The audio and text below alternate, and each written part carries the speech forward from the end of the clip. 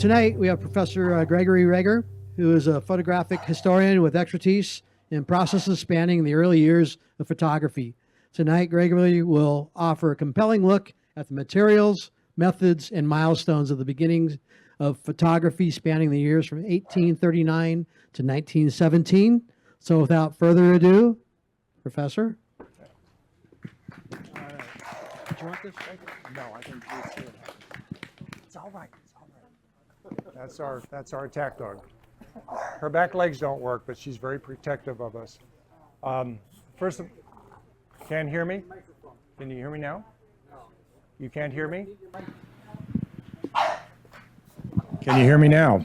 Okay, there we go. All right, so I'm stuck with the mic. I usually have both hands free. So, how many were here several years ago when we did this? Okay, you can still stay. It's all right.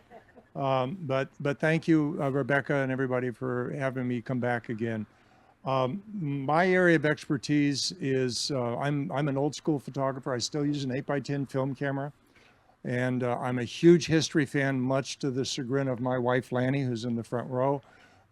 Everything on Amazon is history. I'm still trying to figure out who won World War II, World War I, and the Civil War, and it just bores her to death. So, but it's something that I just got involved in accidentally, and these are processes that I personally, virtually all of them, I personally have done, and they're classes that I've taught at Cypress College, Santa Ana College, and also Mount SAC. Unfortunately, you will be looking at real things today. We're not going to be having 200 or 400 PowerPoint slides. However, when I pass these things around, keep in mind, many of them are the physical thing that was in the camera when the photograph was taken. If it looks like it's lightweight metal, please don't prove to the world that you are stronger than that little weak piece of metal that somehow or another has survived 150 or 160 years, okay? So anything that is in a plastic wrapper, what are you gonna do? Leave it in the wrapper, okay? If it looks like it's made out of glass, it's probably made out of glass, so don't drop it. A couple of you have already come up and started fondling things up here on the table. I wasn't even looking at you when I said it. Somebody was gonna set something down on my photographs, okay? Yeah, that would be very bad. That I would yell. But this is important to me because there's, I mean, PowerPoint slides are fine, but there's nothing like having the real thing in your hand. I've given this talk for way too many years, too many decades, as a matter of fact. And a lot of times, most of you, if you're into history, you want to know, you're dealing with birth certificates, death certificates, deeds, grants, things that have absolute dates on them. When you're looking at these old photographs, unless it has the date written on it, or there's some other age identifiable mark on it, you're out of luck. We can guesstimate maybe plus or minus 5 years. When I gave this talk to the Orange County Genealogical Society, I went round and round with their head person there. She went, well, I need to know exactly the date. I said, it's not going to happen. You know, it's just, unless the date is on there, all you can do is have a guesstimate. The other thing is, did everybody get the brochure? Anybody not get the brochure? If you didn't get the brochure, you got to leave. Okay. That actually was my first iteration of this process. And when I was fortunate enough to have to travel on business throughout the United States, I went to the, let me get it straight, University of Texas in Austin, which has the original first photograph by Niepce in there. And I gave a copy of this to the director, and he said, this is one of the most concise and condensed and well thought out versions that he's ever seen. So I haven't touched it since then. I've looked at it every once in a while, except when 3 universities in Australia asked me to go down there, and I did put millimeters on there because, you know, those guys, they drive on the wrong side of the road anyway. But so this is yours to keep. This is compliments of Mother Xerox. I used to be an analyst for Xerox for 20 years, and they know I do outreach things. So I finally had to buy paper after 20 years the other day. Whew, has that stuff gotten expensive? Yeah. So anyway, let's go forward. Rebecca, you notice is not touching your painting. Okay, we had to make sure. This is up here. Sometimes I'll go back there and refer to this, but this is just a single version of what you have in front of you. Okay? Does anybody need a copy of those? I know several of you don't have it. And, you know, I don't want to be asking questions about what does it say when they're going to get you some. Thank you, guys. Okay, one of the first things, by the way, I will pass around once again some of these things. These are all original artifacts. So the bad news is none of this is from my family. This is somebody else's family history I'm running around with. So just keep that in mind. Some of you have come up to me and said, oh, you know, I'm the last one of my family, and there's nobody in the family that wants to deal with this. It may not even be for that generation. It may be a couple generations down the road before somebody wants to dig into it. So kind of keep that in mind as you're going through these things.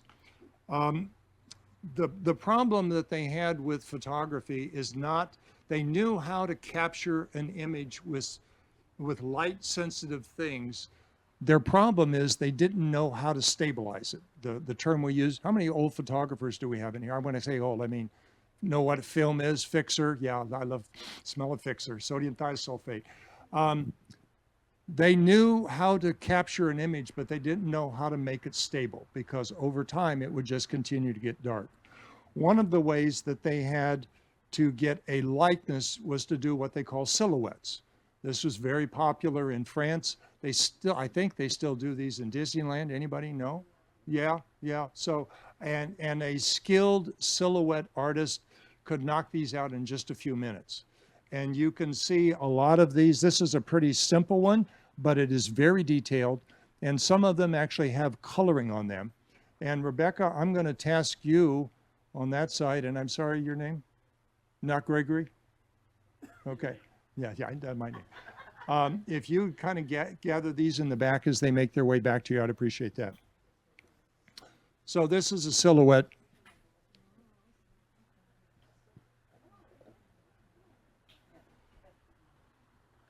And there was a couple guys that were working on this. Neeps was one of them. Yeah, that one's very detailed. It's amazing. They got the little buttons and everything. It's pretty amazing. And he was working on a variety of different materials. The original photograph he took had an 8-hour exposure. How do they know it was 8 hours? Because he took a picture outside of his room in the garden, and the eaves for the buildings, you had shadows on both sides. And you don't get that unless you've got a really, really long time exposure. It was on a pewter plate, and that is the plate that it's at the University of Texas in Austin. You have to go down in the basement. They've got a very thick acrylic circular thing around it, and it's a very dark room when you look at this thing, but it's really quite spectacular to see that original image. There was Daguerre, who many of you might have heard of, the daguerreotype. Daguerre was working with Neeps. Neeps passed away. Daguerre continued to work on developing this. And as the story goes, he was working on a copper plate that had been electroplated, basically, or layered in silver.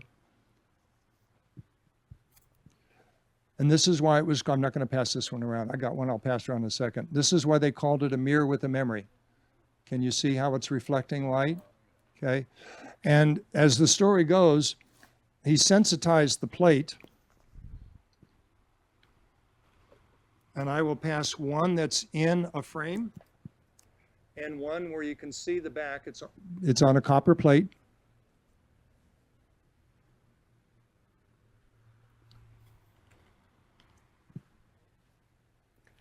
And this one is what's called a 6th plate. So pass it around with that. As you can see, if they're not protected in the case, they typically get all messed up. You can hardly tell the image on that. And by the way, they can be cleaned. I'll show you one up here after the talk if you want to see one that I have cleaned. Who knows? It was on a copper plate. That was the physical thing that was in the camera. It was sensitized. And as the story goes, he had made an exposure onto this sensitized plate, realized he didn't have enough time to process it with whatever he was doing at the time, so he put it in a cupboard that was sitting in his studio. Comes back the next morning, lo and behold, the image is stable. Great. What did I do? Process elimination, they realized that there was a broken thermometer in the cupboard. It was mercury that they used to stabilize those images. And by the way, it's any doctors or nurses or healthcare providers in here other than my wife? Okay. Anybody have an idea what mercury does to you? The stuff we used to play with in our hand or watch it? Yeah. What's that? It eats up your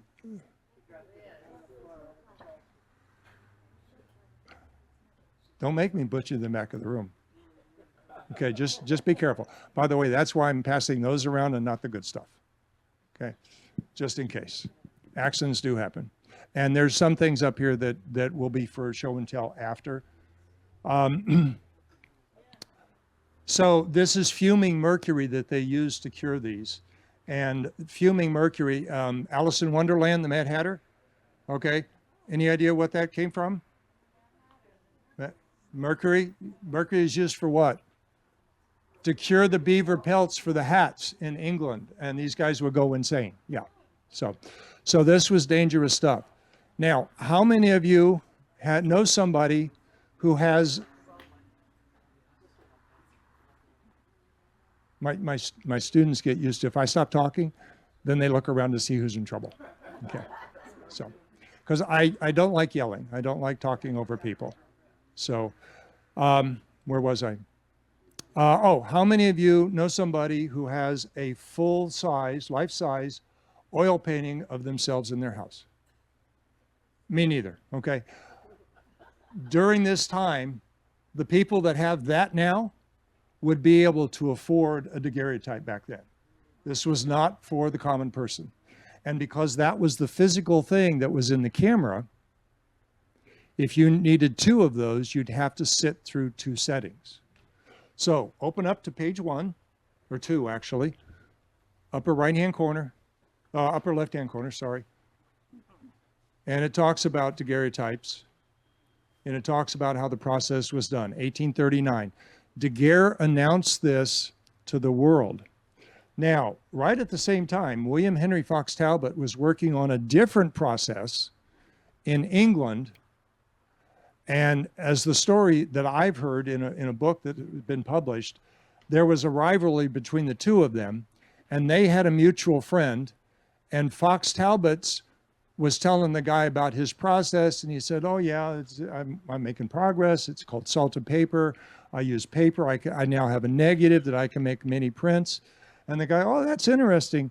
And then he goes to France, tells Daguerre, "Hey, you better hurry up and publish your process because Fox Talbot's almost done." Now, William Henry Fox Talbot was landed gentry, was a mathematician, he was a scientist, he was a politician, and yet his mother never felt he amounted to anything because he was never the one that launched the photography process. His process, though, is the one that we still kind of use with silver gelatin, where you've got a negative and you can make copies of it. The daguerreotype that you're looking at, because that was the original thing that was in the camera, notice how much detail is on those things. Because there's no enlargement, that's it. There's a tremendous amount of detail in those. Fox Talbot's process, because you have a paper negative going to another piece of paper, it was kind of softly out of focus. So the people would look at the daguerreotypes and go, well, that's not me because I don't have those wrinkles. Yeah, you do. Okay. And then they would look at Fox Talbot's process and they would go, well, it's all fuzzy. So typical consumers, they're not happy with no matter what they've got. We limped along with those two processes. The other thing was Daguerre got a stipend and he gave his process to the world except to the British Empire. Fox Talbot had to fight for patent infringement because he patented his process. And I've done salted paper processes. It's one of the most beautiful processes I've worked with. But it's very simple. It's disgustingly simple. You take some paper, has a gelatin surface on it, a hot press paper for those of you who are artists, and you put silver nitrate on it, you expose your negative onto it, process it in fixer, and you're done. Because it was so simple, everybody could do Fox Talbot's process, and yet he spent the rest of his life fighting because everybody wanted to do it for free. Nobody wanted to pay him for it. We worked with those processes, and what you'll also find, early cases, because this is such a fragile image, that's why it's in the case. Some have suggested it's as fragile as a butterfly's wing. Even if you've just washed your hand and you touch it, you will leave a mark on there. It's an extremely fragile surface. So it had to be in a case, which makes it weighty. The one that passed around, that was heavy. Okay. Early ones and or those from Europe. I've been hearing different things, but I'm going with early ones. The case was this fake leather material. Basically, it's just paper mache. I've got one of these that was caught in a fire, and underneath it is a newspaper. So they used some pretty bad stuff. But the early ones had silk or satin on the cover. Later ones had this velvet-like material, and they would use a hot iron to put this image into there. You may have heard of what they call union cases. And union cases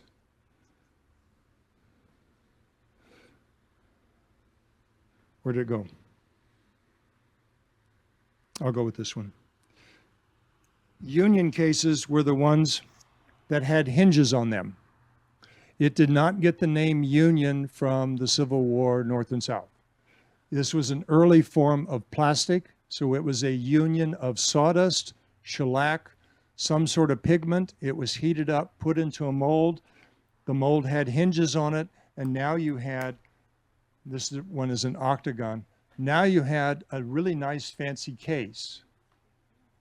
Okay. Those are typically, also sometimes they're called gutta percha. Gutta percha is a rubber process. It's a completely different thing. A lot of these cases, like on this one, the hinge is broken. And this just becomes something to hold the image on here. You will not see larger ones. Matter of fact, if you go back to the front page, very top, it's going to talk about the sizes, left-hand column. You had what they call a whole plate. You will very seldom ever find whole plate daguerreotypes. Outrageously expensive now, and they were outrageously expensive then. 6.5 by 8.5. These are tin types, but you can imagine how big they are. If you have the union cases for these, those are going to be outrageously expensive. I do have an example up here that I got, believe it or not, from Shop Goodwill. They didn't know what they had. This is a half plate. And you will seldom see this size of a union case. Usually the ones you see are going to be more typically this size. Okay? All right, we good so far with daguerreotypes? Shiny, mirror with the memory. How many want to try to spell daguerreotype? No, you can't do it. Yeah. It takes years.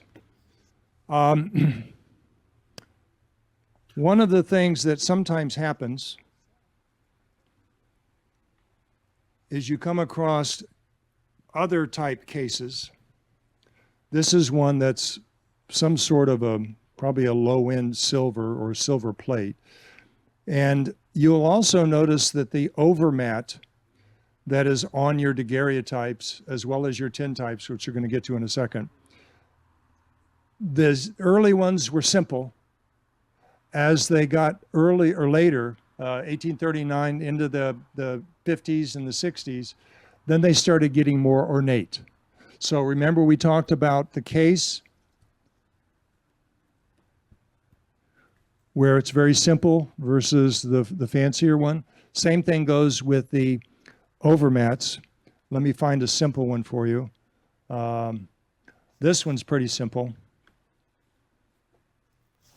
It's just a beveled oval. Very simple. And then you get to this one, where it's got the scallop edges, it's got all sorts of engraving sort of things in there. Yeah. See the difference? Now, once again, there's no absolute date on there, but it's just a general rule. There is some information that says during this rough time period, you might have seen the simple ones. The problem is if you were in New York or in San Francisco, you might be burning through your supplies faster if you had a popular gallery like Matthew Brady's. Whereas if you're in the middle of the United States, in the Midwest, an unsuccessful gallery, or maybe you bought somebody's supply because they went out of business. So once again, it's just a general range, just an idea. The 6th plate was the most popular size, and that goes for both the daguerreotype and the tintype. I think that's on your sheet. It's the one with the double asterisk on it, or no, probably has the. I can't remember what I did. Oh, it says most common size. There we go. Okay. And the asterisks indicate the rarity. Notice the whole plate. It's got, I think, double asterisk on it. Okay. We good so far? Okay, now it's going to get tricky. I know. That's why you have this. You don't even have to take notes. I know. Okay. 1851, Frederick Scott Archer develops what we call the wet plate processes. This was collodion. Anybody use the magic Band-Aid? The liquid Band-Aid? Go to the, yeah, same stuff, collodion, okay?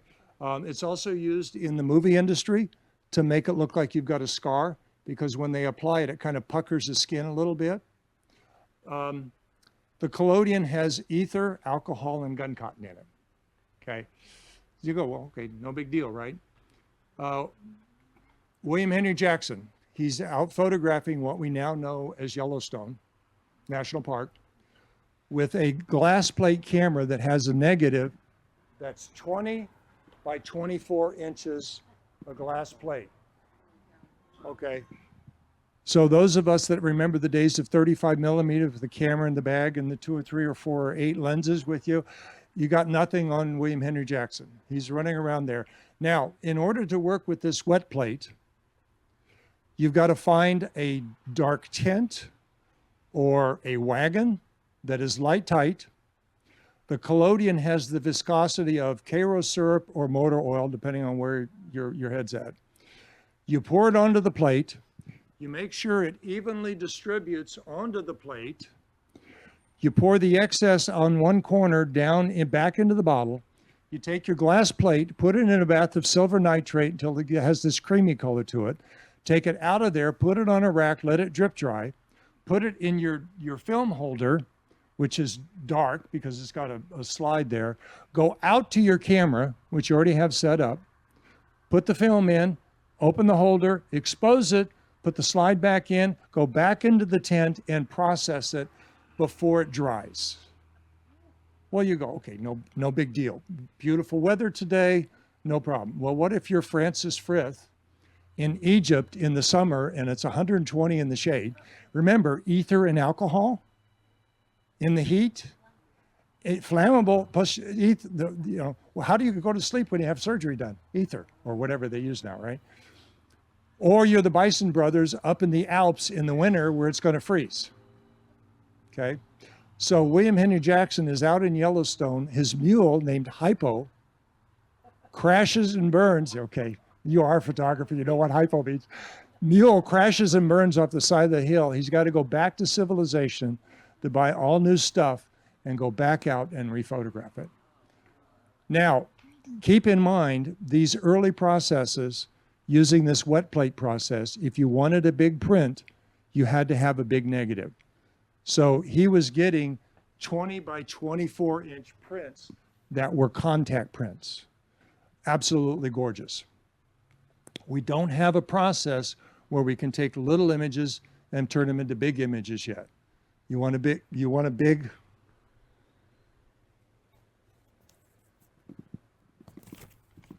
picture?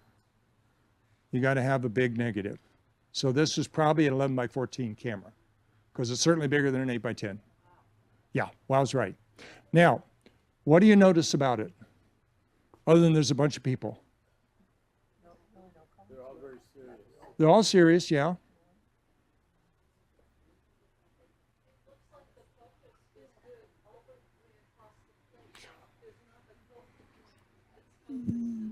Yeah, it's called depth of field. Yeah, the early photographers went from inventors to professionals. We're not into the amateur market yet. So these photographers knew what they were doing. But it's kind of fading. Has a yellow tint to it, doesn't it? Okay.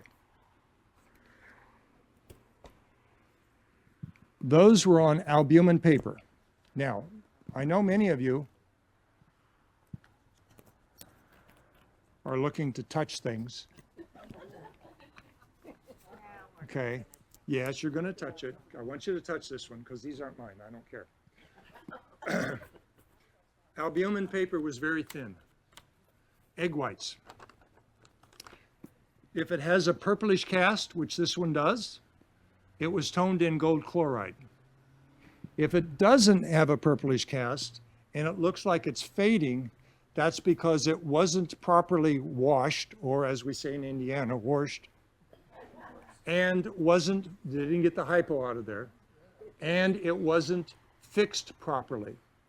How did they know? Why does the things, Bill, where you at? Yeah, Bill brought a bunch of stuff in from his family today, and very high quality photographs, and he happened to mention, oh yeah, my whatever it was a photographer. So she was able to get some high quality stuff. Not only did she have high quality images onto the negatives, but she knew how to process the film.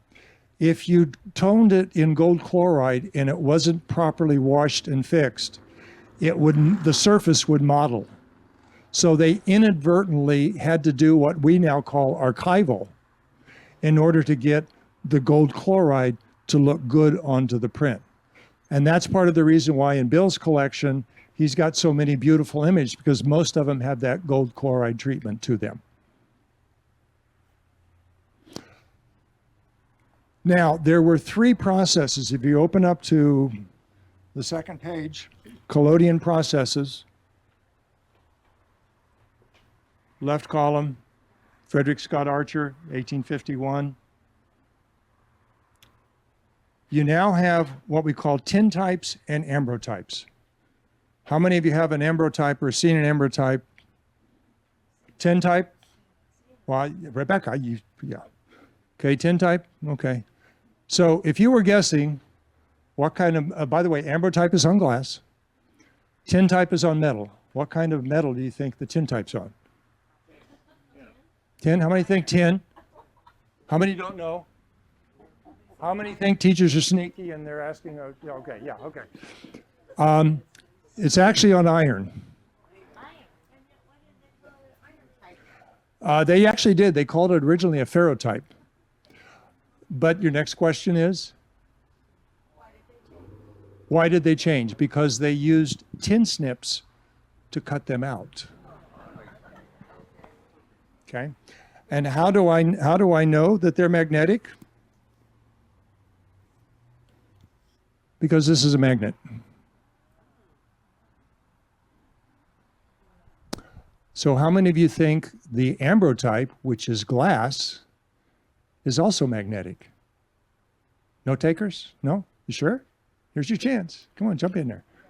Yeah, that's how you can tell the difference. Because when you look at these images, especially when you're looking at a poor quality online, a lot of these look almost the same.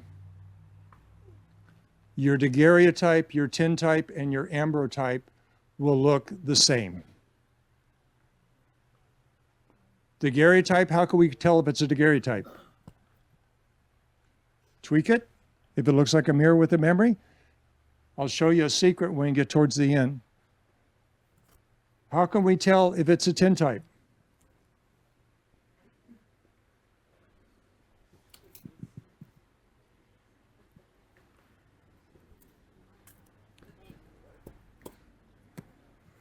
Tintype and a magnet.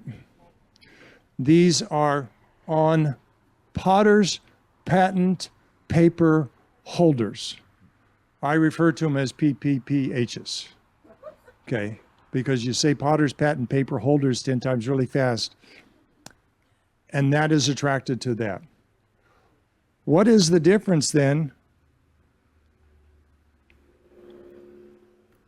with the ambrotype? Where did he go? Come here. Where are you at?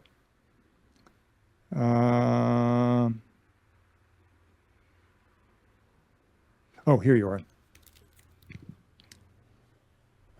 Follow this one. When you look at those, that looks like a positive, doesn't it? Okay. When you look at this looks like a positive, doesn't it? Yeah. Certainly not a negative. Okay. What should be dark is dark, what should be light is light, and we're good. Okay? An ambrotype, stay with me, an ambrotype is actually a negative, but when you back it with something that's dark, it makes it a positive. Okay, so I'm going to set this down for a second and show you the magic. Negative, positive.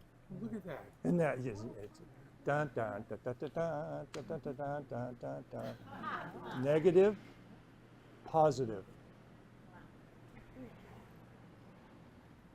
Negative. Both of us were bold negatives. Those don't work that way. Yeah. I mean, you could try it, but you could see, yeah, there we go, see? All right? Negative, positive. Negative, positive. Negative, positive. Now, what's one of the downsides to making it on glass? Negative, positive. Breakability. This one's gotten broken. Negative, positive. Okay, watch. I didn't touch anything before. I just Are you ready to jump back? Negative, positive. Cool. Isn't that cool? Okay.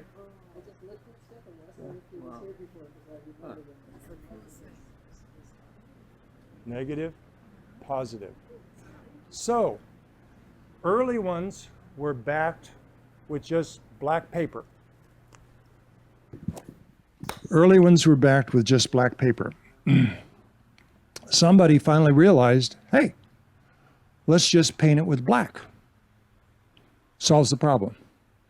Then they realized, why should we paint the glass when we can just use a amber, ruby, magenta. I've heard green. I haven't got my hands on a green one yet. But you put it on the colored glass and it does the same thing without the extra step. So if you look under your ambrotypes, it talks about early ones were on plain glass, then it went to ruby glass, and the glass itself would be an indication of the approximate date. It was colored glass. Amber, ruby, magenta. I've got a magenta one at home. Don't know why they got how they got magenta glass. And then I heard green, but I haven't found one yet. So sometimes they were painted, sometimes I did find, I had one of my gardening friends, he had a photograph of his, whatever it was, great, when she was 3 years old. And they needed to have it kind of fixed up. I found a nice case for, I found it was in one of the early cases. I found a nice union case for him and spiffed it up. And it showed the nanny that was holding the 3-year-old girl. Now, what makes it remarkable is several things. Number one, rather than black paper, they backed it with brown fabric of some sort, which helped lend itself to the black nanny's skin tones. They also had, whether it was her jewelry or borrowed jewelry, I don't know, but the jewelry was also retouched in gold that was on her neck. Now, and this was 1863, 1863 or 47, might have been 47. Anyway, to me, this was not a sign that she was probably considered a good member of the family or extended family in that sense, because nobody would have, if they were, don't get into politics, but if they're mistreating the slave or the nannies or the servants, they're not going to go to the extra expense of having the embellishments put onto her jewelry. So with all that information, I put it in a nice case, gave it back to him with digital versions so that he could get that information out to the rest of the family. A lot of these images end up in really bad shape, spread out on our one of our tables in our wine room. I have a neighbor's photograph. We're going to talk about it in a couple of minutes, but it's of his great whatever in his Civil War uniform. And over time, it's gotten broken up into about a half dozen different pieces. So we're going to try to piece it together and then archivally put it into a frame for him. Okay. So do we understand the difference now between an ambrotype and a tintype? All of those use the same chemical, the collodion. And with the wet plate process, let's go to,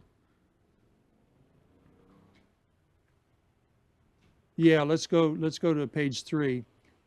Let's go to tintypes, which is at the top.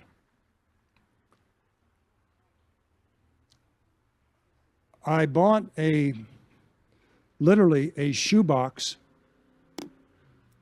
full of tintypes one time. Can I close that door? Can I close that door? Or is it going to get too hot if I close the door? What? Okay, never mind. I bought literally a shoebox full of tintypes once in a camera swap meet. I think I paid $40 for it. I mean, the thing was literally a shoebox full. And there's a couple things, and I'll talk about the first thing that I found, is I picked up a couple of the tintypes, and I thought, boy, the metal seems to be thicker metal, and it seems to be heavier. And I didn't think too much about it until I got out a loop and looked on the edge, and it's a Neff's, it's stamped Neff's melanotype, which is another ferrotype, melanotype, tintype, it's all the same bucket. And it was patented 19th of February, 1856. So if you have one that's on a heavier metal and you look on the edge and you see that stamp, you can date it to, give or take, 5 years from that date. Okay? Is that fair? This is one of those things, and I realize I'm probably preaching to the crowd here, but this is one of those things where as you go through things, you start developing this tactile sense. I killed way too many trees working for Xerox, but whenever I pick up anything that's printed, the first thing I do is do this. I want to feel it. Is this good quality paper or is it garbage? By the way, that's good quality paper. Okay. I do the same thing with original documents, if it's something that isn't affected by me touching it. I routinely see all the time people that find all these archives and they go on YouTube or they go on all these things, and the first thing they do is start handling this irreplaceable stuff without gloves on. Okay, and I just cringe, because if it's something that can't be replaced, you shouldn't be touching it with, you know, your bare hands. Okay, which is why I freak out when people put stuff on my table. You tell her it wasn't me. I always feel like it was me. And finding somebody else to blame is the way. Okay, so now we've got this negative process, this wet plate process, and we can make these prints with all sorts of things. We know how to date the based on the color of it, whether if it has rustic props, it was later in the period. You have periods where it was printed on heavier plates, periods where, and by the way, when you looked at the Potter's patent paper holders, what did you notice? Did you flip it over and look at the back? Was there anything different on the back other than a different picture? What do you mean there was no picture? There wasn't two pictures? You sure? The heavy one. Oh, not that one. No, the one that had the Potter's patent paper. Stay with me. The one that had the paper things. One was printed and the other was embossed. If it's printed, that was early. If it was embossed, it was later. Okay, that's what it says on your little sheet here. Yeah, Potter's patent paper holders embossed after 1863. Okay? Now that you had these negatives, you could also set up cameras with multiple lenses, and the tintype process was certainly much less expensive, and in some cases cheaper, but usually much less expensive. So now the average person go in, and I've seen cameras. There's one in the Photography Museum in Riverside. I think it has 16 lenses to it. So you put a whole plate in there, make one exposure, and you got 16 little pictures. So now they're starting to mass produce these things. During the Civil War, there were photographers that were following the troops because you weren't certain whether or not you were going to survive the war. And they would, in some cases, they would fold the tintype in half in order to send it through the mail. Now, just because it's got a fold in it doesn't mean it wasn't some kid that was playing with it and folded it. But I have not seen one that you could say certified, yeah, that was what happened, but that's what I've heard in reading some of these things. Also, you had developed what we called CDVs, if you go just below that, carte de visites, and those were an early form of a business card.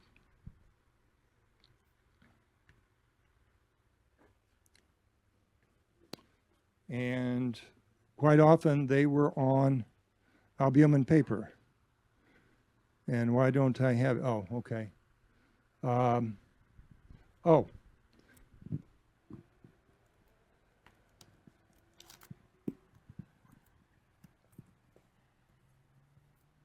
CDVs, early business card. If it has a tax stamp on it, photographs were taxed as a way to help pay for the Civil War. And they would put a tax stamp on that, and they would have to cancel it. Sometimes they would just take an ink pen and put a mark through it. Sometimes they'd put initials on it. So if you have a photograph, whether it's a CDV, it could be on albumin paper, which is, remember, that thin paper. Once again, almost always that had to be put on cardboard because otherwise it would tear too easily. Well, we're going to get to Matthew Brady in just a second. Matthew Brady got his, poor guy, literally. So if you've got, what is it, 1864 to 1866? Is that what it is, roughly? Yeah. Okay. And the amount of the stamp is an indication of how much it costs for the photograph. They also were charging for deeds, marriage licenses, you see pretty much anything that needed an official something, they were taxing you on it. And when we get to the end, I'll play with your mind a little bit. Okay, we good? All right. Also related was what we call cabinet cards.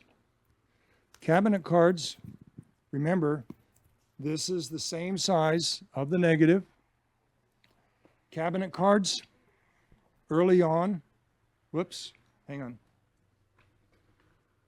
Yeah, you're okay. Cabinet cards early on were if you look at the age dating those, if it's got a card color that's white or lightweight stock, 1866 to 1880.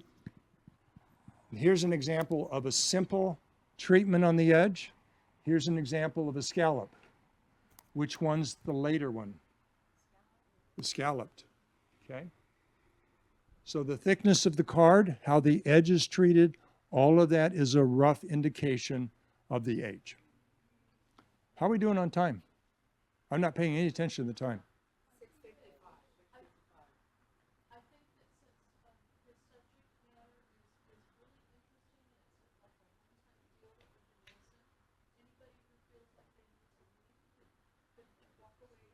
Yeah, okay. I don't know how much time I had, so. Got all the time in the world. All right, thank you. You get an A+. You're on the front row. Okay. Yeah. Now we're okay. All right. So cabinet cards, and this is what is typically you would put CDVs rather than go over to somebody's house and stream whatever it is you want to watch. You would go over to their house and you would look at their CDV album. This one's empty. But quite often these are, don't drop it, Rager. These are all quite often not in very good condition. This one's in pretty decent shape. It still has all the buttons. It still has all the guts. It still has the spining. It still has the clasp. Pardon? And the gilt, yes, absolutely. Okay. And then if you wanted, I'm sorry, I'm not going to risk dropping this to keep you guys. This was an example of another album.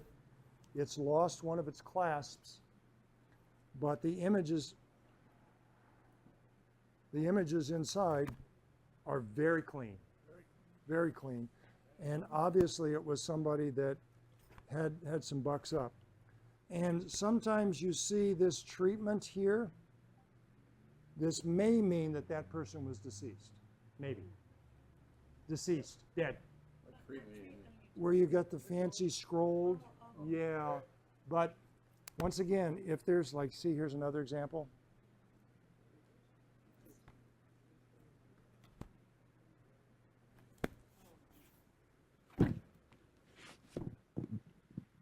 And you also eventually had other processes. This is a family. And how do I know that? Because the photographs all have the same appearance. And on the back, it was what's called a platino type, platino tone. Sometimes they're referred to as a platino type. This is a platinum print, which is a very stable process. That's also one of my favorite processes, platinum. Platinum went by the wayside World War I in 1917 because of the cost of platinum during the war. But you had a lot of photographers that were now starting to do this out of their houses. So I'll pass these around. And I'll pass around a couple more. I think they are also platinum. And you sometimes get some subtle differences with platinum depending upon the chemistry, the combination, whether you use platinum, palladium, a combination of them, and the chemicals you use to process, you get different variations on the hues. One of the things, if you're really fortunate, and I'll just leave this up here, you can look at it after the presentation, is Oh, there you were.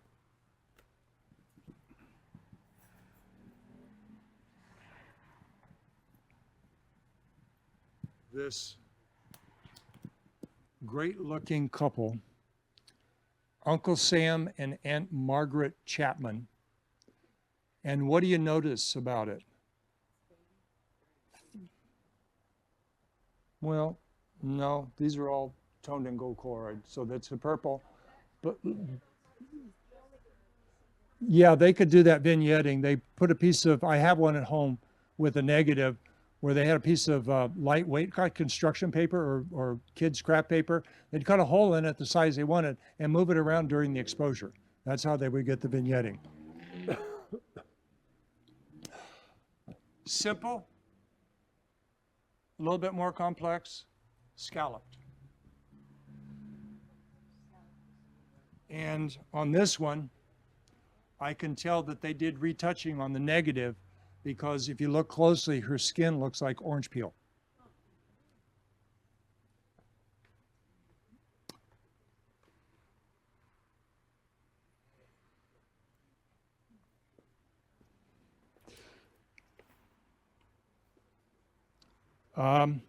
You also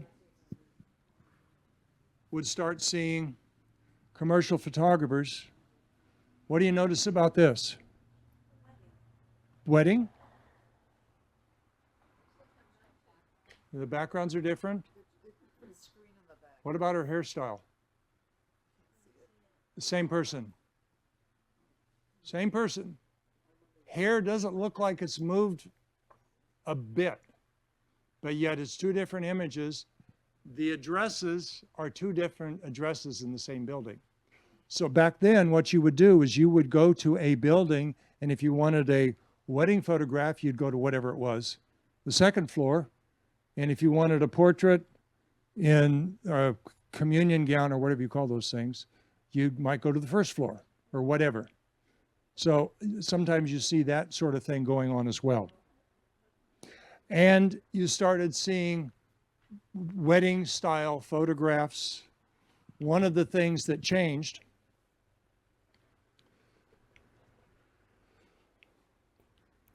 was there was a guy named George Eastman, as the story goes, that went on a European tour with one of the wet plate kits in his luggage. How many of you have been on a cruise or on an extended vacation and seen what the luggage carriers do to your luggage? Yeah, okay. Went on a cruise once and saw how high it was stacked in the rack. He arrives over, as the story goes, he arrives over in Europe. The wet plate stuff, the silver nitrate, which is, by the way, used for temporary tattoos. I believe is it henna? The henna tattoo, I think, is actually silver nitrate. And if you've ever handled silver nitrate, you get stains like the dickens. But that and the collodion, remember, ether and alcohol and gun cotton, okay, all over his luggage. He comes back from his trip and he says, there's got to be a better way. He finds a dry plate company. Well, that solves the problem, right? Dry plates, why go through all that hassle with the wet plate when you got the dry plate? Well, guess what? The early dry plates were not as sensitive, photographically speaking, as the wet plates. So you would have longer exposures, which most people didn't want longer exposures. George eventually develops a faster, what we call an emulsion, and one of his employees is able to figure out how to put film onto a plastic support and turn it into a roll. Now enter the amateur market, because his slogan was, you press the button, we do the rest. And this is not one of the early ones. The early ones are hard to find in good condition, but this is a number 2 Brownie. This uses 120 film, which is still available. Yeah, some of them used 116, some of them used 620, which is on a different spool, but that's a different story. Part of what helped all that was the development of better lenses. If you look at an old camera, It may have a simple shutter that has a T, a B, and an I. What do you think T stands for? Time. What about B? Bulb. Literally, they had a pneumatic bulb. They would squeeze the bulb, and as long as it was squoze, the shutter would stay open. As soon as they released it, the shutter would close. What do you think I would be? Instantaneous. That was the 10th of a second. And they felt at a 10th of a second, people can handhold the camera and take a picture. You don't have to have a tripod anymore. You can run around with one of these, run around with one of those, send the camera and everything to George. He develops it. He makes prints. He makes prints. Mounts them onto cardboard. What do you notice about it? It's round. Yep. So if you see any of those, that was probably taken with an early Brownie camera. This is actually Mount Whitney. I would love to go up there one of these days and try to find those rocks. Mount Whitney? Oh, I have no idea. I have, 1880s, 1890s, and beyond. Okay. So he would make the round images on that. You also started seeing amateurs coming in. A lot of times when you see old albums, you see a variety of different things. The blue stuff is cyanotype. That's the first process that I would teach my students. Cyanotype is the precursor to architectural blueprints. It's also the precursor to the cyan toner in your printer at home. And it's actually one of the simplest processes. The bad news is it's got some pretty nasty chemicals. One of them is potassium ferrocyanide. The operative word to that is cyanide. If you get that near acid or overheated, it outgasses cyanide gas. So you don't mess around when you do this stuff. When I taught this at the college, the student had to have goggles, mask, and gloves on at all time. But once you process this, you just stick it in some water. They now call it sunprint. Same stuff. It's commercially available. Matter of fact, quite often they have kids do it. I've seen the YouTubes. The kids are handling this stuff without gloves on. It just makes me squirm because those chemicals are not very user-friendly. But you would see, I've got three different processes. This is silver gelatin, cyanotype, and this is an early type of collodion print that has that glossy surface to it. So a lot of times you see amateur albums starting to do these things and work with a bunch of different processes. Another fun thing that they would do, and I only have one of these, so I have to pass it around. My eyes are too far apart. I never could find Waldo.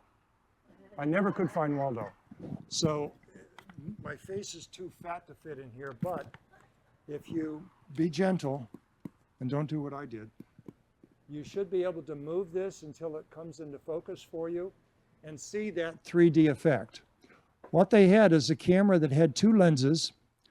The lenses were about 3.5 to 4 inches apart, which is basically how far our eyes are apart. And if you look carefully at the images, I'll pass these around.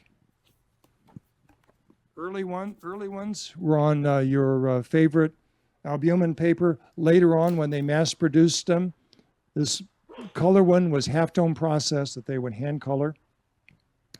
And if you look at the images carefully, you got it okay? Yeah. You'll see that they're not exactly the same. Compare the left side to both and compare the right side to both, and you'll see that they're slightly off. Have any of you ever been to the optometrist and they have you do this and you close one eye and do the other and see which one makes your thumb move? Okay. No? Okay. I'll leave that one right there. That is what the same difference when what you're seeing with those. It's slightly different angle, And when you put it in those viewfinders, it gives you that 3D effect. What else have we got up here?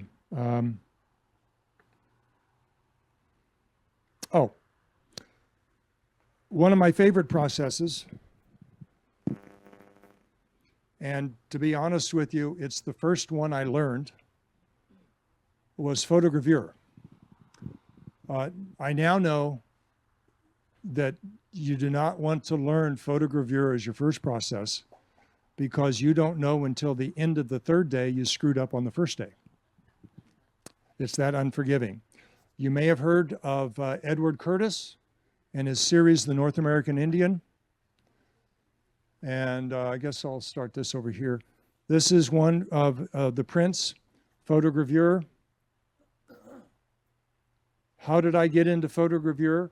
In the 1980s, some very dear friends of mine were doing the LA and New York art expos, and the artist was working in a process called a mezzotint. You may have heard of aquatint. Aquatint uses acid to etch the image.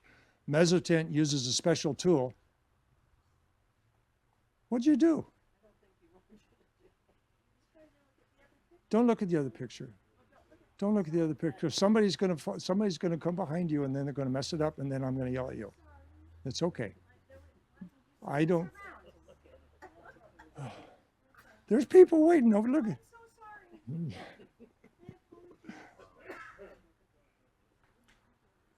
It's two separate things. Don't confuse them. Because guess what? I got to put this stuff back. And yeah, I'm a very simple person. Ask my wife.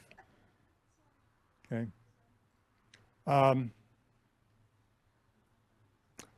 Mezzotint process. The mezzotint process, the artist who knew what she was doing was working on a copper plate. She would routinely work in 24 by 36 inch plates, hand engraving into the plate. I knew I didn't have the patience, the skill set, or any of a number of things to do that. So I wanted to find out, can I do this stuff photomechanically? Eventually I found out about the photogravure process, and the rest of it ends me up here today with y'all. Okay. They started doing a variety of different things. Commercially, a gentleman named Wallace Nutting would make platinum prints. Here's the print, and then here's a calendar he would produce on that platinum process. And he was selling these things like nobody's business. Matter of fact, most of you are at the same age roughly that I am, and your grandparents and their parents may have had one of his photographs up on their wall. It was very popular. And he also made furniture and did a bunch of travel books. This is New England, this is Maine, this is whatever. He was a very busy guy. Pardon? Hand colored. He had hand colors that would hand color every single print, and they would sign his name. So guess what? You've got all sorts of Wallace Nutting signatures completely all over the board, because and then he would proof it and say, yeah, this is good, and then they could be off and running. You also had, and this is another one that you might know something about, you also had what we call crayon photographs. This is not your Crayola crayon. This is an early form of enlargement. And I'll show you the only one that I've ever seen of this.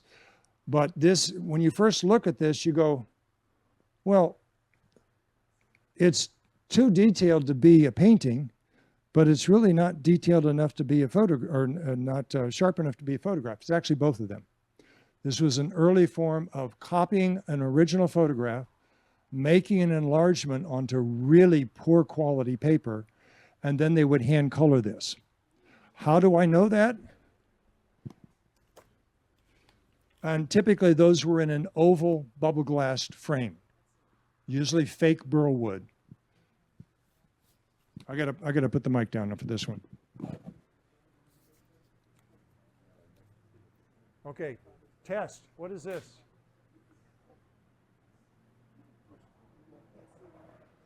Nobody knows. It's a silver gelatin cabinet card. And here,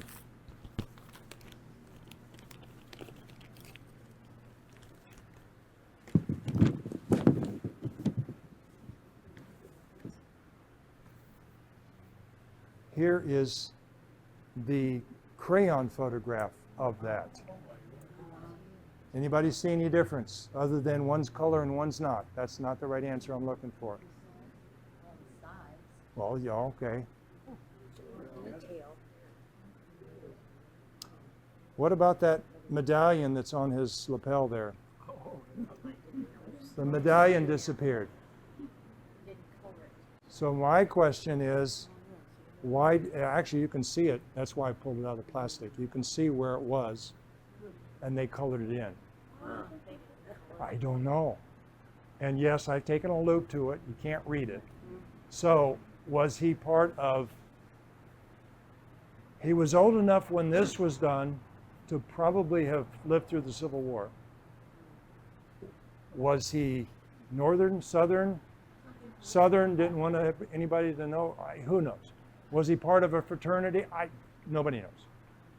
But this is the stuff that sometimes you find, and this is the only time I've ever seen a before and after of what they've done to show that, hey, this was originally a good high quality, and what you end up with this is a bigger one that's in color, but the quality's not quite there.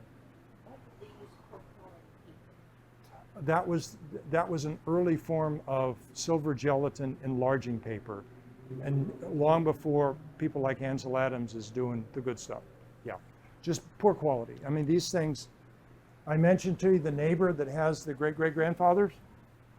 I mean, look, this is acid that causes, you guys should know that when you see the brown on stuff, usually that's acid that's burning, literally it's burning the paper up, okay? And then I've got this up here. This shows some of the shapes. I'll have this up. You can come and look when we're done.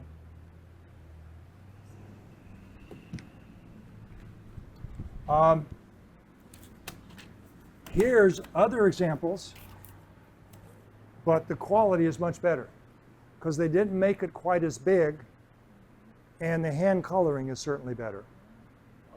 Pass that around.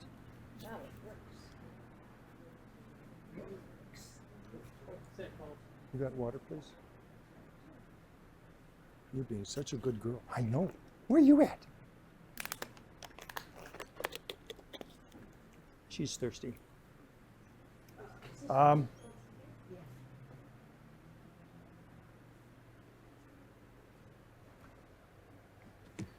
Oh, the next step was color, and they had what was called autochromes, and this was dyed potato starch grains. Yeah, exactly. Two guys from France, the Lumiere brothers, developed this process. Not known for its high quality, especially in the beginning. They were still working on exposures, et cetera, but this is up here. Just ask before you pick this up because this is glass. It's very breakable.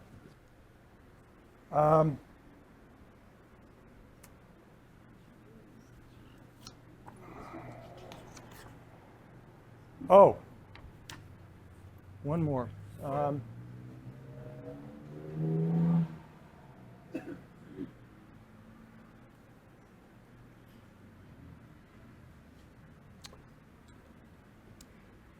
If you see, sorry, if you see an image, this particular one is an ambrotype. And what did I tell you about an ambrotype? They backed it with black, right? Well, they sometimes backed it with white. You'd get the same thing. If you see some of these early photographs and somebody's holding a child, and because the exposures were sometimes in seconds, if the child's not moving, it's probably a postmortem. Okay? Well, now think about it though. No, it's okay. Sorry. You now had a way that you could photograph a loved one and not have to rely on memory. So I don't have any problem with that. Whoops. But this, I think, is a postmortem because his or her eyes are closed, and she doesn't look very happy. Yeah. And that is, from what I understand, still the second most popular underground. That still takes place, but that's one of those things people don't talk about. If you go to, remember that shoebox full of tintypes I told you about? $40, thank you. Go to the front cover again. What? Front cover. Open your brochure, the front cover, please. And where did it go?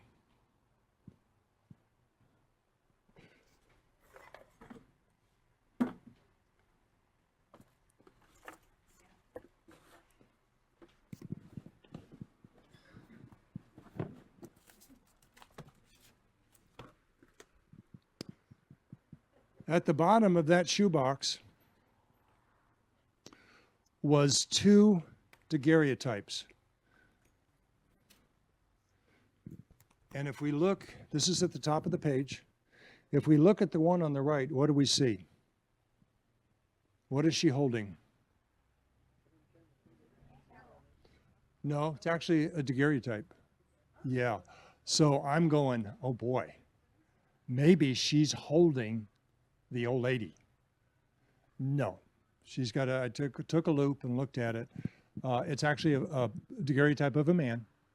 Could be a brother, could be a father, who knows. That was another way that you could have a photograph taken of yourself with your loved one after they were gone. Very typical for them to do that. Okay. Now, the one on the left, I'd like to introduce you to Miss Betsy Barlow, who died yesterday morning at the advanced age of 100 years, 2 months, and 22 days. She was born in 1784, which means she was still alive when the framer of the Constitution, when she was born, okay? She lived through the Spanish-American War of 1820. She lived through the Civil War. I can't remember how many kids of her children she survived, but it's on. Anyway, I opened up the case that it was in, and 3 things fell out. Her obituary, a lock of hair, which is very typical to do back then, and a letter, Rochester, November 11th, 1849. George Eastman was out of Rochester, New York, okay? So she was right in the thick of all that. And this is a letter of introduction by her pastor. She was, I guess, going on a trip and saying that she was a member in good standing with the church. Now, more than once, people have said, oh, have you done the DNA testing on the hair? The answer to that is no. I've got too many projects for my wife, number one. Number two, this was something that if it wasn't for me or somebody like me, that whole thing might have ended up in the trash. And recognizing what's there, and now I'm going to show you something.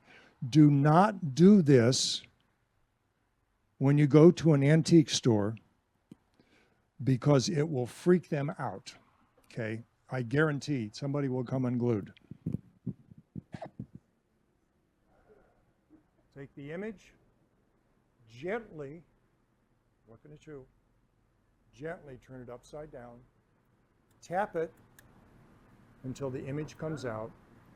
There may be something written on the inside, there may not be, but this is another way to then say, oh, this is an ambrotype. It's on amber glass, okay?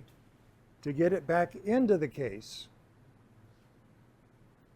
try to position it evenly and then gently push it back into place.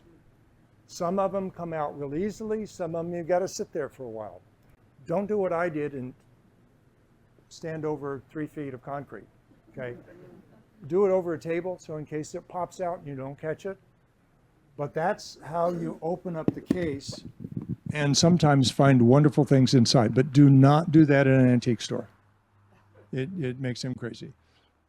Most people that have antique stores, by the way, I read just today, there was an article online that talked about some exhibit at some national archives, and they talked about daguerreotypes, tintypes, and ambrotypes, and most of them were whole plate. So when you go home tonight, see if you can find that article, and now you know what a whole plate means. Okay? Did any of you other than Bill bring something for us to look at? Didn't even think about it. Okay, I did my part. Okay? Yes, what do we got? Oh, come on up. Oh, okay, all right, let's see what we got.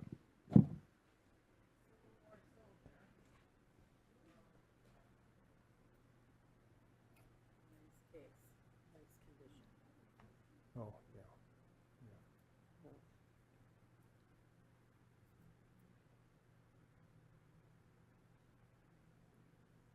So what we have is one of the Union cases again.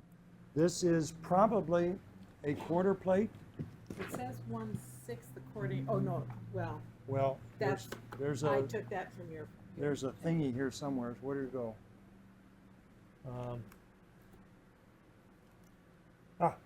Here. This whole plate, half, quarter. It's quarter. Quarter? Okay. Yeah. Maybe slightly bigger. And when you say a quarter, that's not including, this is probably an ambrotype from what I can see. It could be a tintype. I had one up here. Oh, there it is. You tell me. Is it a tintype or an ambrotype? How do you know? No, magnet, okay. So we didn't even have to take it out of the case to figure out that one, okay? And it's very fancy. It's also been hand colored quite a bit. And that way we know it isn't a copy that somebody put in, because we've seen that too. They make a copy of it. It looks good until you bust it open inside. But the case is in beautiful condition. And you can see how the difference in the colors.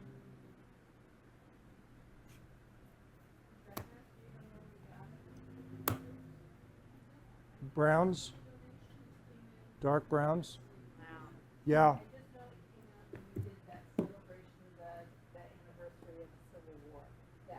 Yeah.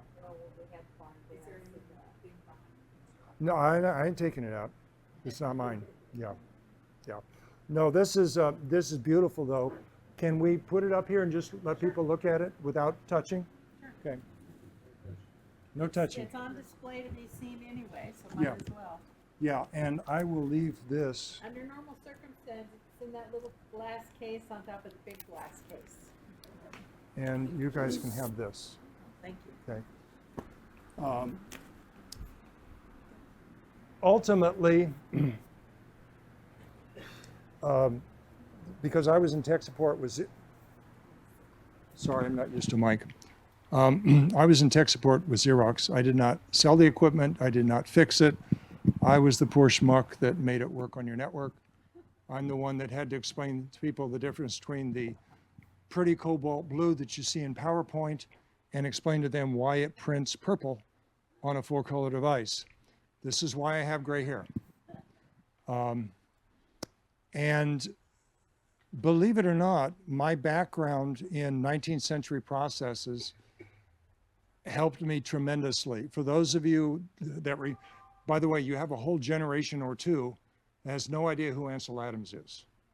And you're hearing names just disappearing. There was an article just the other day about John Lennon fading away from everybody's, yeah, okay. But I have taught 19th century processes. I've taught the Ansel Adams black and white stuff.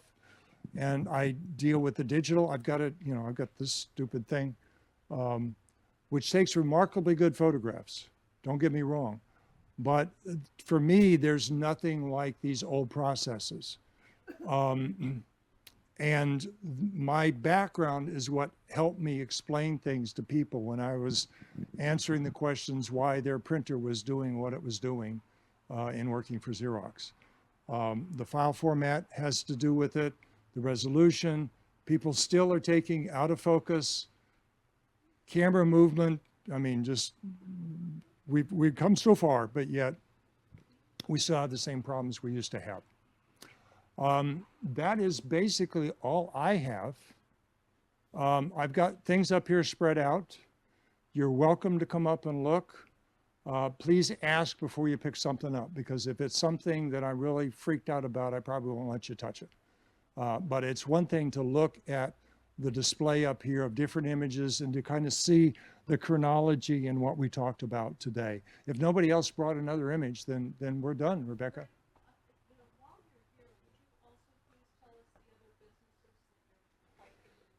Oh, well, did you guys like the chocolate today? Okay, thank her. Lanny, hold your hand up. Stand up. Come on, get up. Let's go. Come on, stand up. And this is our vicious attack dog, who is very, yeah, she's a funny girl. My wife runs the chocolate shop. She also has, excluding the 30 some odd new chickens that we got, she has 60 some odd rescued farm animals. Sugar Plum Zoo. So yeah, and chocolate shop. And gelato, yes. Bill and Bill are the gelato boys. We're on the back row between Lorimar and Wilson Creek Winery back there. And that's her passion. They're her animals, and she takes great care of them. What else? Anything else? Yes. Yes. Oh, Matthew Brady. Thank you very much. During the Civil War, thank you very much for reminding me. Matthew Brady photographed one, possibly two, of the after battles in the Civil War. His claim to fame was, number one, he was photographing a lot of politicians at his New York gallery, and he photographed the Civil War basically on speculation. And how many have seen the Civil War series by Ken Burns? If you haven't seen that, it's 13 well-invested hours in watching it. At the end of that, he talks, Ken talks about Matthew Brady's negatives, which went to auction for storage fees. People were putting them in greenhouses, and they literally faded away. So those irreplaceable negatives. Matthew Brady was going blind. That's another reason why he had Timothy S. Sullivan and a bunch of other, Alexander Gardner most notably, photographing for him. And he was doing that. And nobody thought the Civil War was going to last 4 years. And nobody thought of the expense. And he thought everybody's going to want to buy these photographs. And the last thing people wanted to do at the end of the war was to buy pictures, because everybody had or knew somebody that was dead, dying, maimed, any PTSD before it was PTSD. And those are, unfortunately, I think Congress or somebody gave him $25,000, which was a lot of money back then, but it was too late. He was already, penniless, blind, and dealing with the tail end of his life. So yeah, Matthew Brady. And why is there no photographs of the Civil War itself? Because that wet plate process was too slow. Plus, if you were out in one of those wagons, that made an easy target. Okay. Now, thank you for reminding me of that, because that's going to remind me to ask you,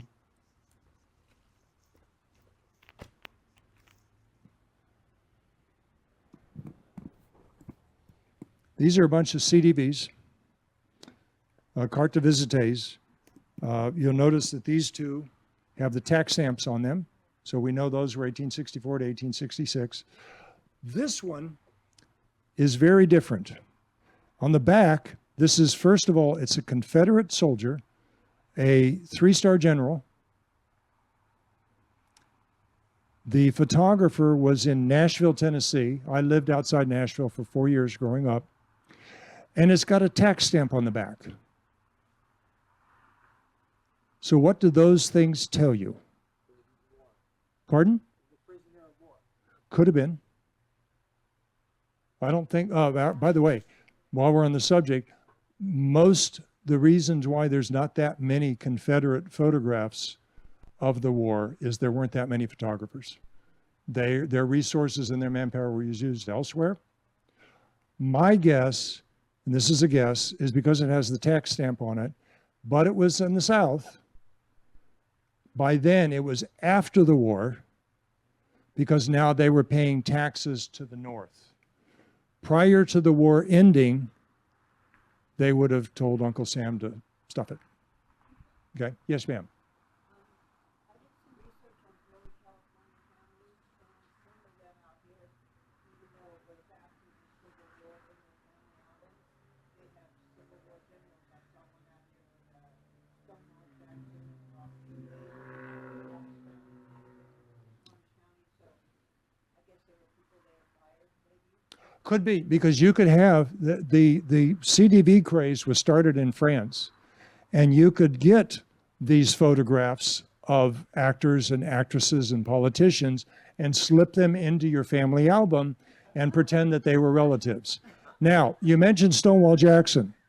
How many are familiar with Jackson, Stewart, Davis? I'm reading upside down. Robert E. Lee. Those names ring a bell? This was in a CDV album like this. And this is the who's who of the South during the Civil War, and all that remained in it was the fly sheet. Somebody busted all the prints out and probably selling them on eBay, which, whatever. But can you imagine having that album in its entirety? And those things are out there. You just got to dig. I've been collecting for probably close to 40 years now, and I didn't realize I had this many. Now, these are soldiers. This is not a soldier, but it's a young man who's lost a leg, probably from the war, because he's young enough to have fought during that time. So I'm speculating that. This one, I do know who it is. And that is of General Francis Blair, who was on the northern side. And so if you can ever figure out who these people are, there's a lot of information out now online. And so it's very easy sometimes to find more information you ever wanted to know. Okay? Anything else? Yes, ma'am. The photographer who went to Yellowstone and had the Jackson. plates. Mm-hmm. What's his name? William Henry Jackson. Where are those photographs? Library of Congress, probably. Where are the negatives? I don't know. In Yellowstone. I'm sure they're all over the place, because remember, once you had the negative, you could make as many copies as you wanted. But like anything else, it's supply and demand. If you were to find any of those originals, how many have heard of Sotheby's? Sotheby's, the auction house. I was stumbling around online one time at, 2 o'clock in the morning, which is typical for me. And here's this thing about Sotheby's and an auction they had.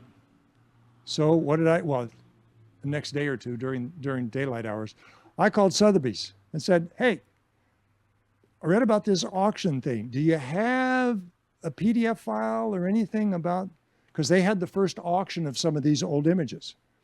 And I can't remember her name, but I've got it written down. I talked to this very nice lady, and she goes, well, no, all we have is a couple of the reprinted books which shows what was on the auction and shows at the back the price that was realized. And she says they're reproductions. And I said, how can I buy one of those from you? And she says, no, I'll just send you one. I go, okay. I said, I'll tell you what I'll do. I said, I will, when I get it, I'll cut the staple off, and then I'll scan it, and then I'll send the PDF back to you. She goes, oh, well, in that case, I'll send you two. Okay. And it turned into a very interesting project. I think it was 1956 that they had their first auction. The prices those went for, yeah, I would have given anything. They had some of Edward Muybridge's motion studies, a whole collection that went for like $70 or $80, which now, if you had an original print, it could easily run into thousands, if not the tens of thousands of dollars. So it's supply and demand. Edward Curtis's stuff, that photogravure that went around, those have now gotten very pricey. You used to be able to pick that one up for $50, $60. Now they're running $200, $300, $400 each. So yeah. And by the way, if you stick around long enough, which I guess I have, once digital came out, people got away from film. Film is now enjoying a resurgence. Yeah. There's brides that are now asking for negatives, and you literally have a whole generation of wedding photographers that all they know is digital, because they got that cute little picture they can look at after they've taken it.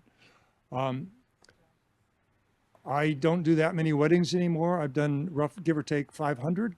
They're a wonderful way, if you're just getting into photography, to make a few bucks if you've got the personality for it. Fortunately for me, when you're tall and have a voice that carries, it's not that big of a deal. Now the people that are doing digital are taking 3,000, 5,000, 7,000 photographs. And I go, are you insane? And they go, well, how many do you take? I say, well, I take 240, and I tell my clients they're going to get 180. Why? Because I compose and expose properly. I don't need 20 of the same thing to pick the best. But that's, once again, that's just differences in, Library of Congress is looking for people who can read cursive.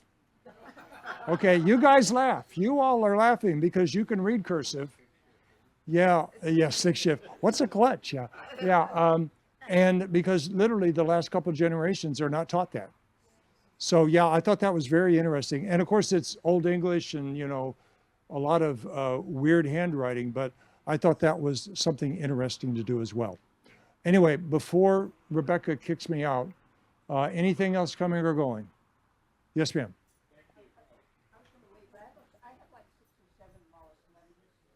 Yes. They're platinum prints. Nowadays, I collect them every once in a while. How many know of eBay? eBay. Okay, everybody knows eBay.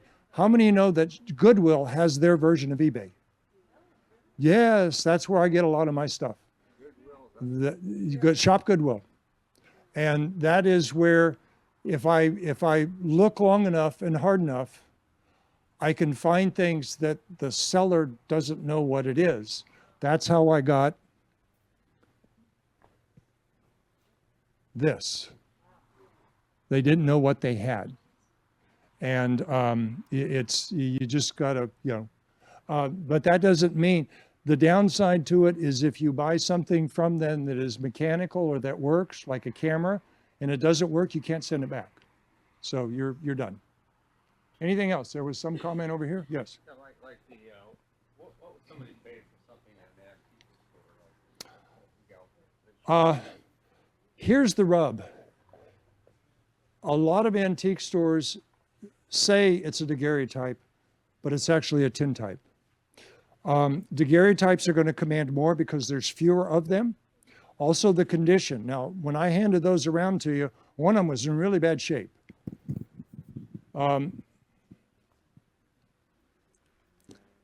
This is one that when I got it, you couldn't tell what it was. And you'll notice there's a bunch of scratches right there. And I thought, okay, there's nothing. One of my mentors, and he's since passed, but he was the one that kind of got me interested in the history of photography. I know Bill, that's why he's got this in his hands. And if he breaks it, I know he'll pay. Yeah, I know where you are on Friday afternoons. So I figured, okay, I'm going to do what my mentor told me to do. And if I screw it up, I don't have anything to lose because I can't see the image and it's already got a scratch on it. And that's what they look like when they were original. So that's why they were called a mirror with a memory. This, in this condition, telling them that it has been cleaned, sometimes that's helpful, sometimes it's not.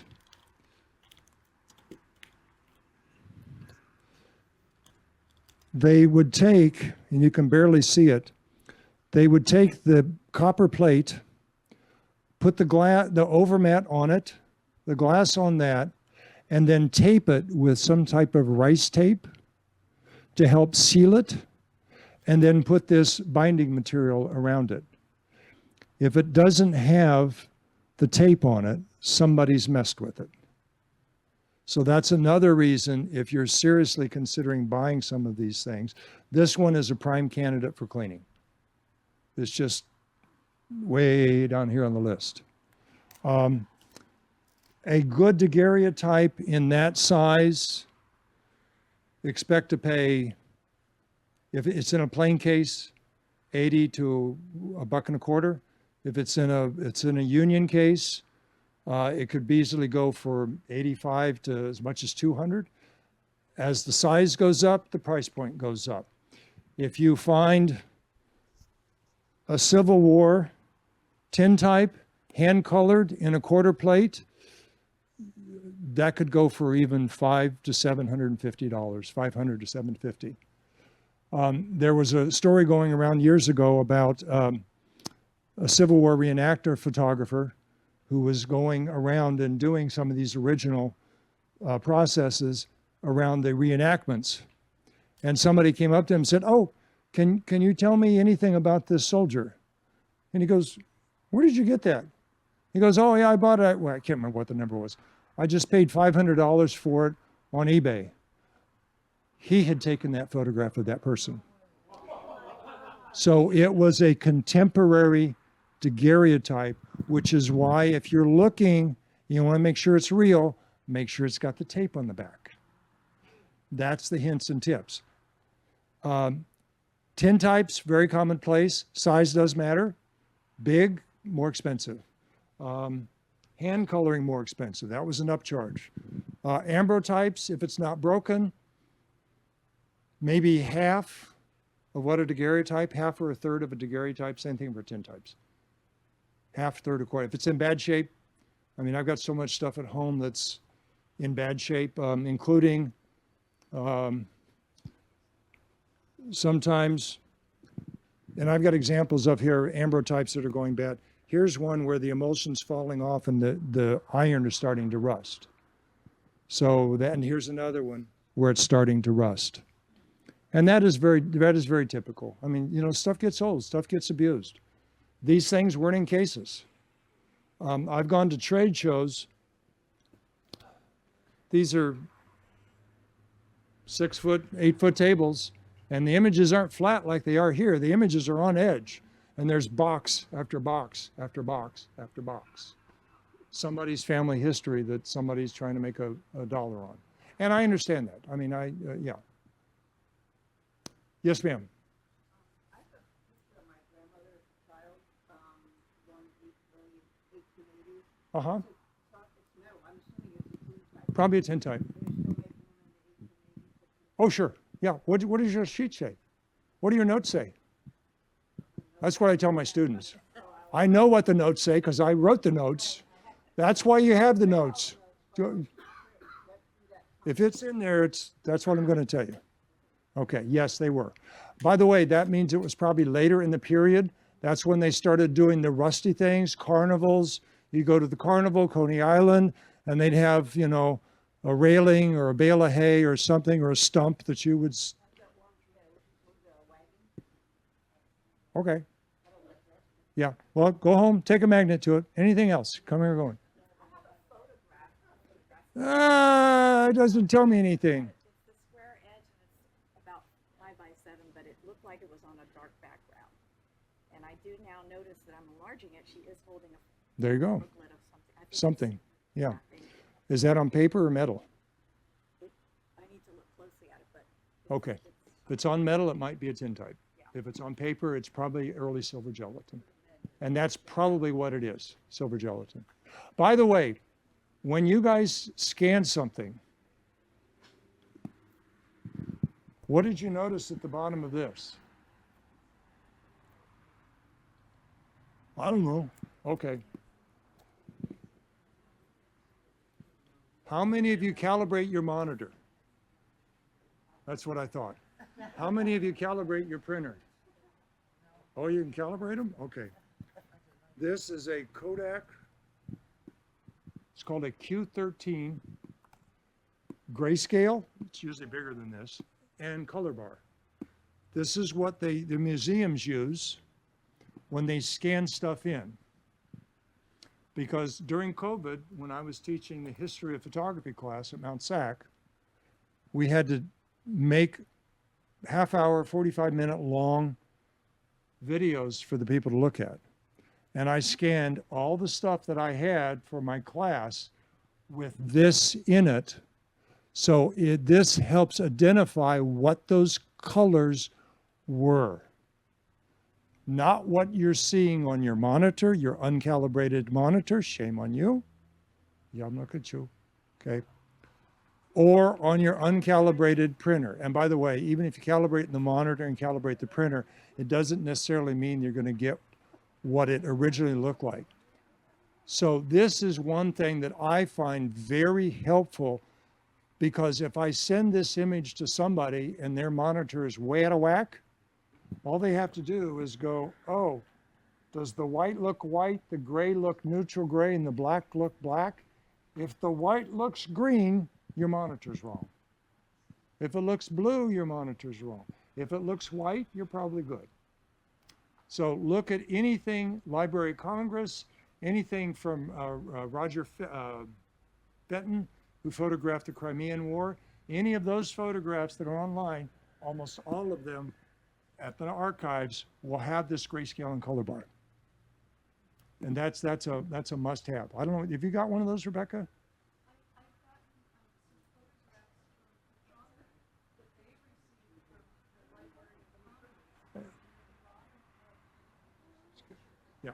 Yeah. So that helps you figure out what colors you're seeing, whether they're accurate or not. Yeah. I think, remind me, I think I've got one up here I'll give to you. It's still in the original package. Yeah. Anything else? Okay, we're done. Oh, no. What? Yes. I had one that was at some historical thing when they did one of me, and I'm like, wow, they even captured my turkey. Yeah. What?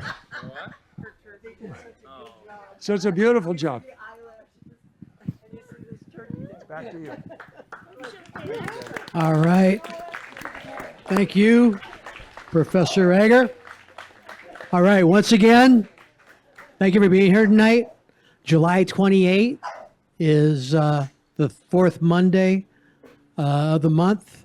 And let's hope it's 105 outside, because then we can be inside here saying, hey, awesome. It's only 82 now. So, and we look forward to that. And let's see, then once again, we got the Storm game on Saturday. And then next month for the fourth Monday presentation, once again, it's a presentation on Ryan Field and Hemet, which was a hub of lots of activity during World War II. Thank you for being here tonight. Appreciate it.